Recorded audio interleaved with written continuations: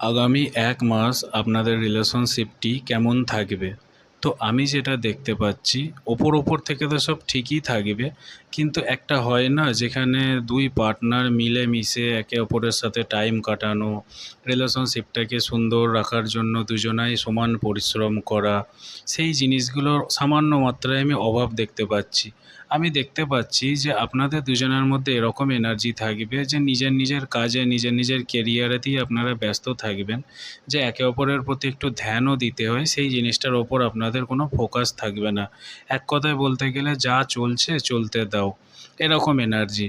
তাই জন্য আজ ইউনিভার্স আপনাকে এবং আপনার পার্টনারকে দুজনাকেই গাইড করতে চাইছে যে একে অপরের ফিলিংসকে বুঝুন, একে অপরের পরোয়া করুন, একে অপরের সাথে টাইম কাটান, প্রয়োজনে কোথাও ঘুরতে যান, রিলেশনশিপটাকে সুন্দর বানানোর জন্য পরিশ্রম করুন, মেহনত করুন। দেখবেন আপনাদের রিলেশনশিপ খুব সুন্দর থাকবে।